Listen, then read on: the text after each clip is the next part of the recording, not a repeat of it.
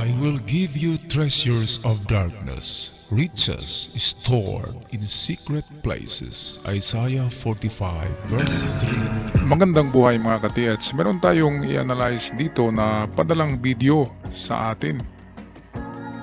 Napakagandang marker nito.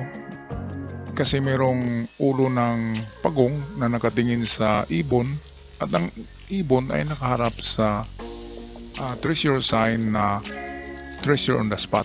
Kaya napakaganda ng marker na ito. Atin muna panoorin ang video. At shout out nga pala sa lahat ng ating mga ka-TH na nanonood ngayon buong Pilipinas, Luzon, Visayas, Mindanao at sa ating mga ka-TH in abroad. Sana ay nasa mabuting kalagayan kayo dyan at ingat palagi. Narito ang video. Ito na yung bato na mukhang eagle. Mukha siyang hayop na may tuka, may mata. At saka yung tortor, nandoon. Ito yung tortor.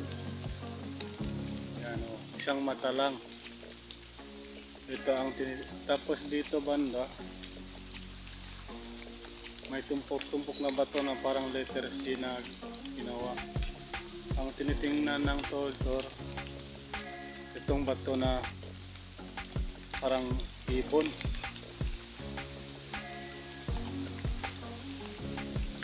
Ito, parang ibon. Tapos, 1 metro lang, ang tinitingnan niya ito. Itong marka. Yan.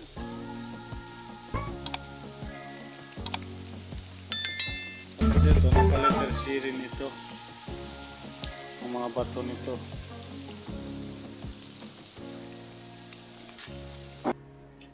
Okay, welcome back mga ka-TH. Ito yung kanina sabi ni ka-TH na turtle daw ito. So merong mata. At itong mata ay nakatingin dito. At ang narito ay yung parang ibon na nakaganyan na bato. Na merong parang mata rin. At sa harapan nito ay sa harapan itong ibon, ito yung ibon. Sabi niya, pero sa tingin ko parang tupa. Parang tupa siya oh. 'Di ba yung lamb, tupa. Meron pang ilong oh.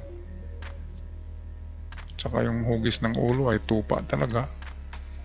Merong mata, pero sa harapan nito 1 meter lang daw. 1 meter ay narito yung bato na may bilog. Ito yung na bato.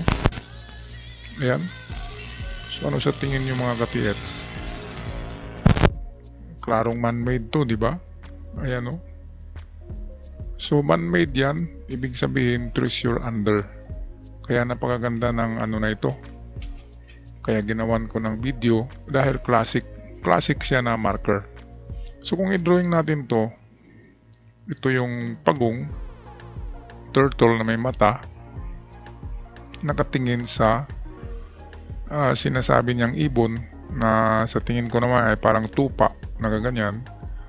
At sa harapan mismo nito ay narito ang bato. 1 meter lang daw yan. So 1 meter ay narito ang bato na may marka na bilog. Ayan, nakaganyan yan. So perfect ang ano niya. Naka-triangle to eh. Kaya maganda, classic talaga siya na pagkabaon. Kung nandyan pa ay meron talaga yan.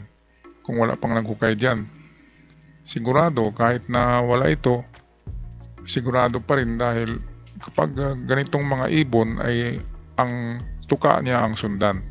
So kung saan man nakaturo yung tuka ng ibon ay dito ang hukay. So kahit wala yung bato diyan, kahit wala ito na bato ay hukay pa rin kayo dito pag may ganyan na ibon na may tuka.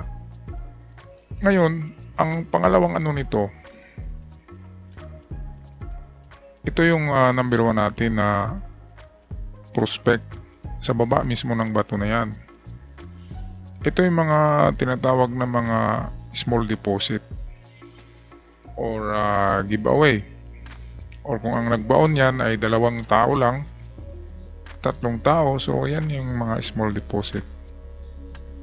Ang mga quick deposit ay binaon lang yan ng 1 tao, kaya nagmadali siya, kaya mababaw lang ang nagawa niyang hukay. O kaya ang iba dyan ay sinuksok lang sa ilalim ng mga puno. Kaya ito yung number 1 natin na digging spot. Ang ibaba nitong bato na ito. So ang baba niya. Ngayon pangalawa niyan ay pwedeng reverse yan. Pwedeng paganyan and then papunta balik sa turtle. Kasi ang turtle, kung tingnan natin, ay mayroong circle sign. Ito, ayan, ito, meron siyang circle. Kaya pwedeng treasure under yan. Lalo na may mga bato siya na nakapalibot sa kanya, mga bato. Kaya pwedeng sa kanya. Pwedeng under sa bato na ito. Kasi nakapalibot nga ang mga boulder. Kaya kataka-taka, bakit ganun? So pwedeng pabalik sa kanya ang paghukay. So ito yung number 2 na prospect. Number 1 ay itong kung saan harap itong parang ibon, which is merong bato na may bilog. Klarong-klaro naman, talagang man-made yun.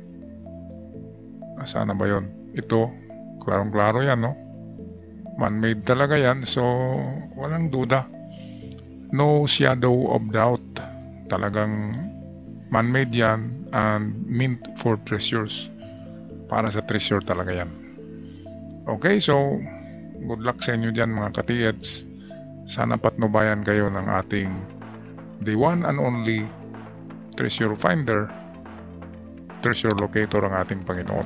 Hanggang sa muli, ako'y magpaalam na huwag kalimutan mag-subscribe sa channel.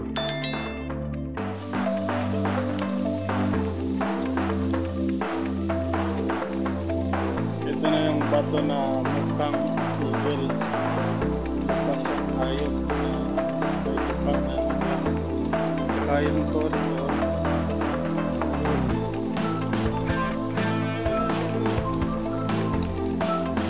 Isang matala. Ito tapos dito banda. May pagkakit na bato na pang-reference yun. Tingnan ng turtle. Itong bato na parang ibon.